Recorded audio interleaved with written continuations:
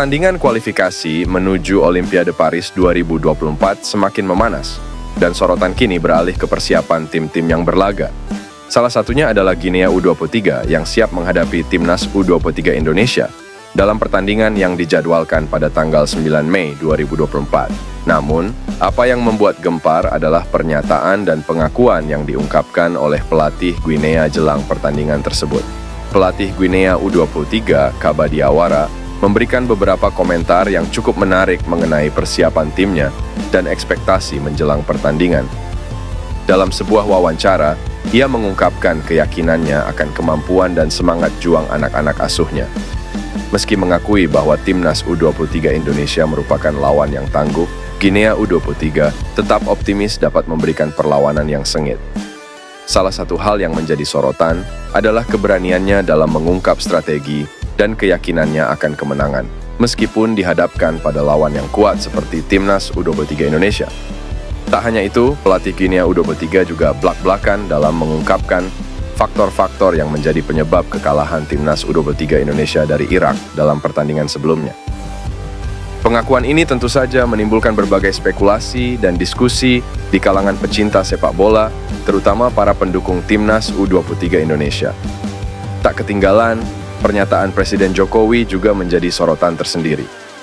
Meski Timnas U23 Indonesia harus mengakui keunggulan Irak, Jokowi tetap memberikan apresiasi dan semangat kepada para pemain. Melalui media sosialnya, Jokowi menegaskan keyakinannya bahwa Timnas U23 Indonesia masih memiliki kesempatan untuk lolos ke Olimpiade Paris 2024. Dengan begitu banyak drama dan ketegangan menjelang pertandingan antara Guinea dan Timnas U23 Indonesia, tidak heran jika ini menjadi topik panas yang diperbincangkan oleh banyak orang. Apakah Guinea benar-benar akan mampu mencuri perhatian dengan performa gemilangnya? Ataukah Timnas U23 Indonesia akan membuktikan keunggulannya di lapangan? Pertandingan ini bukan hanya sekedar pertarungan di lapangan hijau, tetapi juga pertarungan gengsi antar bangsa.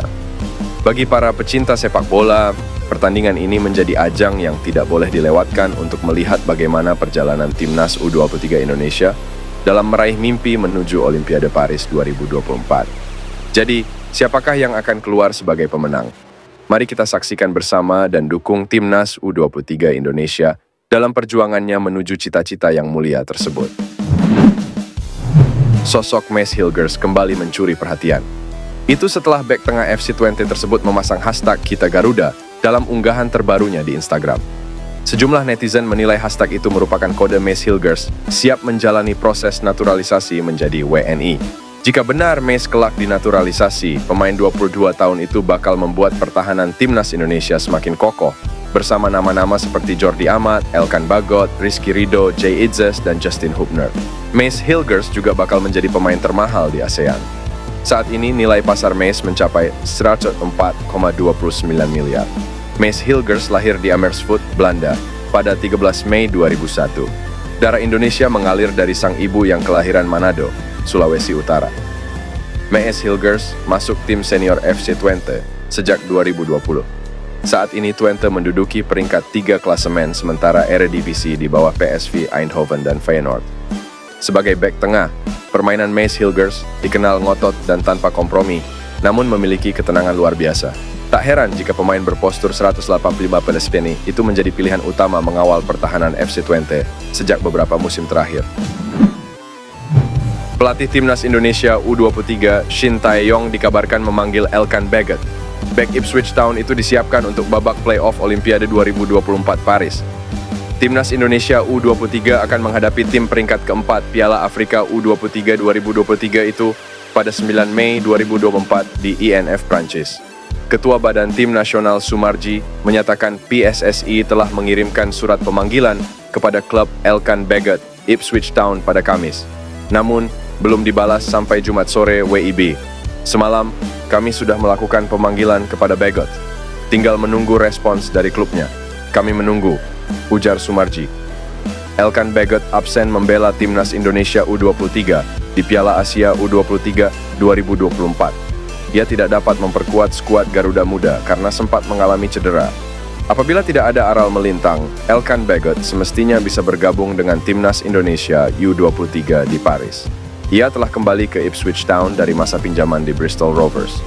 Kemungkinan untuk memanggil Baggett ada, tapi kita tunggu sejauh mana komunikasi dengan klub dia, kata asisten pelatih Timnas Indonesia U23, Nova Arianto.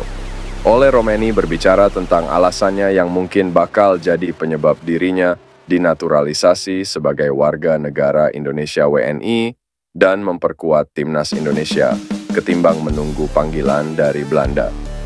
PSSI masih terus melakukan naturalisasi terhadap para pemain keturunan yang tinggal di luar negeri, terutama di Belanda. Pada Selasa kemarin, Maarten Paes telah menjalani sumpah yang menahbiskan dirinya sebagai warga negara Indonesia WNI. Kemudian, Ketua Umum PSSI Erick Thohir mengonfirmasi bahwa Calvin Verdonk dan Jens Raven yang juga telah hadir di Indonesia kemarin untuk melanjutkan proses naturalisasinya.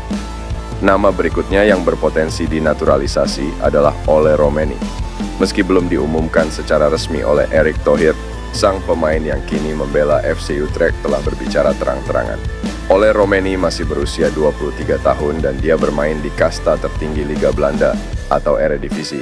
Meski masih mungkin menanti panggilan dari Timnas Belanda, Romeni mengaku tertarik bela Timnas Indonesia. Romeni sejatinya belum mengambil keputusan final. Meski begitu, dia menjadi ingin membela skuad Garuda karena peran dari para netizen Indonesia. Itu absurd, saya menerima DM Instagram pada setiap detiknya. Itu sangat menarik dan benar-benar indah. Anda bisa benar-benar menjadi panutan dan menginspirasi orang. Ada begitu banyak orang di Indonesia, jadi itu tentunya adalah sebuah kesempatan yang luar biasa.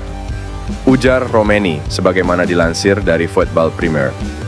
Denny van Laar yang berbicara dengan Romeni di Football Premier mengaku takjub dengan bagaimana Indonesia membangun tim pada saat ini. Mereka benar-benar berusaha untuk langkah berikutnya di sana untuk mencoba menciptakan sesuatu bersama, katanya. Selain para pemain lokal Indonesia yang bermain di sana dan lahir di Indonesia, mereka mencoba menciptakan suatu gabungan. Dan tentu saja, ada potensi untuk negara tersebut. Mereka sangat sibuk dengan hal itu. Saya tidak pernah lihat yang begini, sebuah komunitas yang bisa langsung menerima Anda, ujar Denny van Laar.